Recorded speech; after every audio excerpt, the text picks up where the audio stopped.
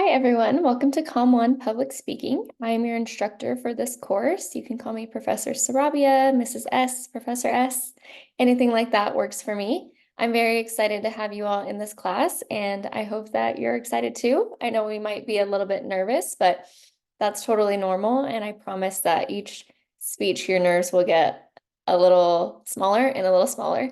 And by the end of this course, you should be a great public speaker and also a great listener.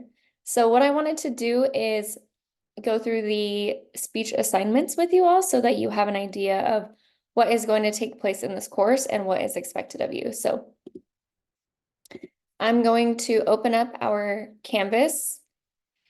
And here's our homepage. So this is just a little introduction here and then some links and resources for you. But for the most part, I will post announcements here under announcements. And then modules is where you will find a lot of the information for chapters and extra resources and things like that. And then this discussion tab is where our discussion post will take place. And then assignments is where I'm going to put all of the required assignments and their information and due dates within these assignments. So let me go back to modules. And what I have here is this module, which is speech assignment information. And this is information on all of the speeches that will be required in this class.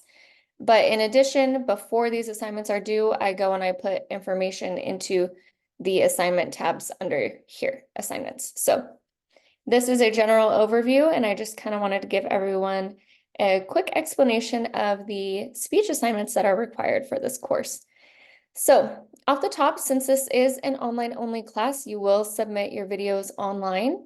I think the best way for everyone to do that is to upload them to your YouTube channel, and you can set your privacy settings and all of that stuff. And then what you would do when the assignment is due is you provide the link to your video to me, and then I will go and watch your video that way. So the first one was the introduction speech, which you did not submit via video format, but you did a discussion post about yourself. And then the next one is an informative speech, which will be uploaded via video. And the objective of this assignment is to pretty much inform the audience, your class and myself, about anything really. So if it's how to do something or, a history lesson or information about a place that you've traveled to or someone that you look up to, anything like that that is informing your audience about something is considered informative. So the assignment details for this one include picking out your speech topic and then developing a 4 to 5 minute presentation. It's super important to stay within those 4 to 5 minutes. If you're a little bit under, a little bit over, it's not terrible, but you definitely don't want to be at 3 minutes and you don't want to be at 6 either. So just try to be as close to 4 to 5 as possible. Your speech will be carefully organized and should have all elements that I require in the speech outline, which you have not seen yet, but I do provide that for you, and I try to make it as easy as possible for you to follow an outline that has everything detailed out, and then you just plug in your speech information, and hopefully that makes it easier for both of us. Another thing is to use one visual aid. So that is anything that is a visual representation of what you are teaching the audience, whether it's a photo of the person that you're talking about, or it's a physical demonstration if you're teaching us how to do something. Anything that is a visual aid to your speech topic counts for that.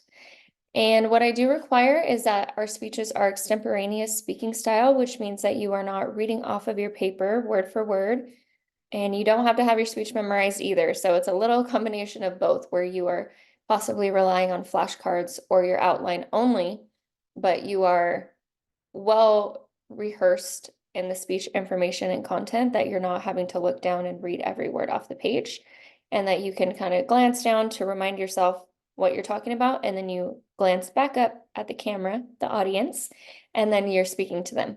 So as the course continues, everyone should get a little bit better at extemporaneous speaking style, but yeah, that's the overall goal. So just don't read word for word off your paper. You don't have to memorize every word either, but a little combination of both is the perfect combination.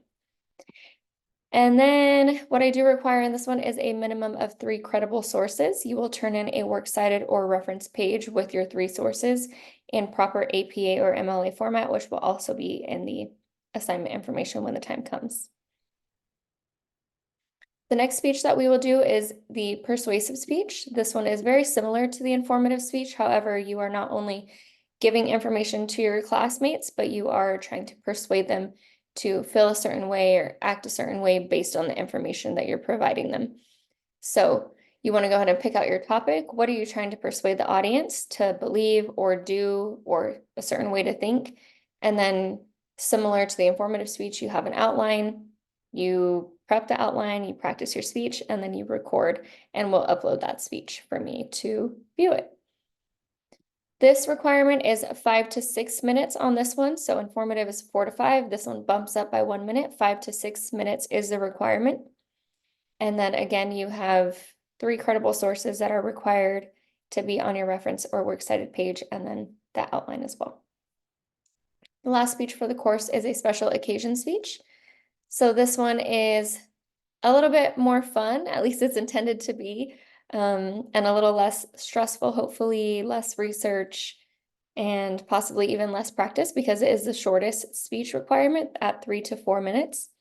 So this one is where you will pick out like a celebration speech, maybe a maid of honor wedding speech, or your best friend's 21st birthday or 30th birthday.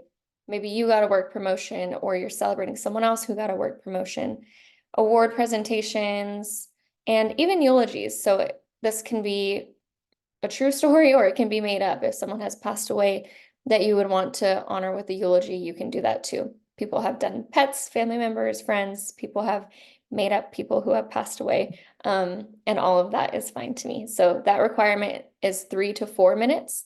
And even though it is a little more fun and lax of a speech, it's still important to organize your outline, prepare as much as possible, and still put in the same amount of effort.